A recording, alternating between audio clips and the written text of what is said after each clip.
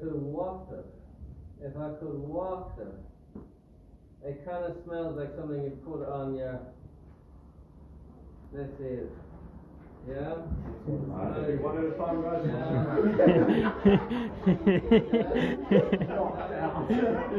It might not be sensitive. Yeah. So this kind of traditional smell of an apple. So you don't like it, but some people. Does it smell quite nice? Could you smell it from that far?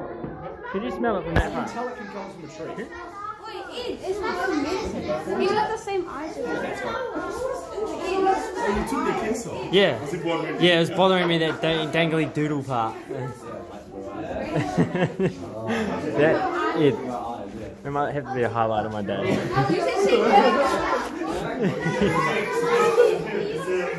It's not bad. I've smelled it before. Really? I've never. Yeah, wow. It's like a, you can tell it comes from a tree. Yeah. That's really strange. Yeah, I thought a lot is oil from a Listen, please. So what happens? Darcy is going to be. People often feel nostalgic. They have happy memories of going to an artist studio, especially if they're a grandmother or their parents or someone with painters. And then 40 years later, to get a whiff of this smell, then they figure out, it smells just like my grandfather's studio. Well, and that's why I love it. People come in here and they like the smell. I just haven't been painting, so you haven't smelled it. So then it's called, anyone know? Palette. That's a palette. And this is a disposable palette. I mean, I can just tear off the page and start again. And I have a hole there, you see? And I put my colours on. Starting often, I start with whites and I start going to yellow and I start getting to warm colours, which warm colours are kind of browns, right? And the cold colours are kind of blues, and then I go to my dark colours. And I hold it like this, and I will have what I'm painting on, ideas I'm painting in my hand, and my canvas, and I will mix my turpentine, and I also use other things, like turpentine. Mixable things, they don't smell nice. I don't even want to smell those, yeah? And I mix them and put them on, boom. Now the important thing for you guys, and this you won't remember this, but I'll tell you anyway, is that you get frustrated when you paint. It's completely normal to get frustrated when you're painting a picture, because it's impossible to know how the picture is going to turn out until you do it. And why I paint an oil painting, when I start doing a painting and I fill it all in, it doesn't mean it's finished, it just means I'm only starting. Now I've got my colours down, now I have to go back into it and put in more blades of grass, and then I have to put in more flowers, and then I have to decide if it works or not. And with oil painting, I can keep going back and forth, yeah? Until I'm happy with it.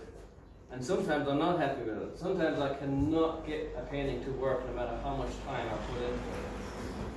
And then I toss the painting aside. You got a question?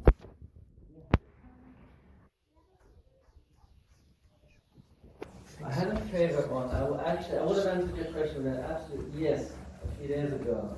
But I sold it. It's been picked up, but it was on that wall. It's not there now. And it was that. There's a big painting of a bushwalk. How come you sold it? I need to sell things in order to live and eat. Yeah. And even though I don't want to sell them sometimes, if I paint every day of my life, I'm going to have an attic full of paintings. I have to sell them. Yeah. It's very hard to sell a painting. Yeah. Oh, so you said you're 50% the way through of that one. Yeah. What? Because to me that looks completely done. Oh, You know, that's sellable, man. That looks great.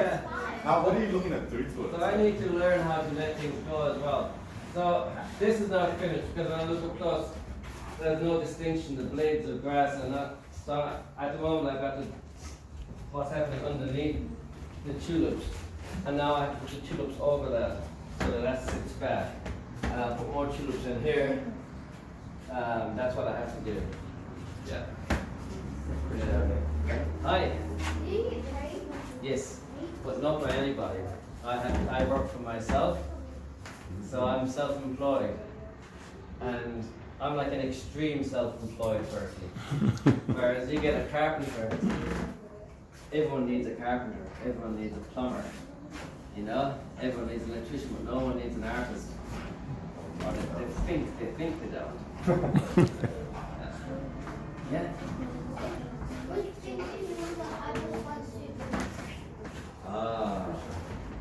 The ones that make the mistakes on it are hardest. What's important for moving and painting, I do a thing called composition. And I do a little scribble, literally a scribble on a piece of paper to decide what shape I'm going to do my canvas. And where the areas, and so I knew I was going to put this house, this building on this side, and I knew I was going to have two big tubes down here. But if I don't do that scribble, my painting won't work, and that'll be the hardest thing ever done, to get them to work. So I do a painting, and because paintings are very hard to sell, I also do prints for my paintings. So we're talking about how I survive, and I make greeting cards, and I do calendars, and I do all kind of stuff. Yes? I've got one. No way. Do you? Do you? Yeah? From where? Oh yeah? And you got one at home, yeah? See, that's no, I worry that people have paintings and therefore I'll stop. I'll saturate my marker. There's rocks and then boats on it. Oh, right. And then like some kids. Okay. I've got two. Have I painted what before? Yes, I painted orchestra. Now, do you know what this is? What's it called?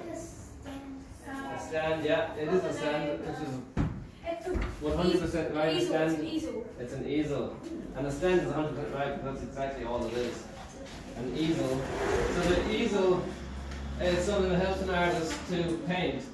And it goes up and down like that. Yeah? And I stand up when I paint because I'm constantly walking backwards. I should have reverse lights on me. People come in. Yes, number 4. All of your paintings are beautiful. Thank you. And some of those I have. Do you? Really good. Oh wow. Yeah, coasters. Some Right. of them look realistic and I like that. And you see, so I do this like a photograph of my paintings when I finish them. Realistic. What's that? Realistic. Realistic. Oh yeah. Yeah.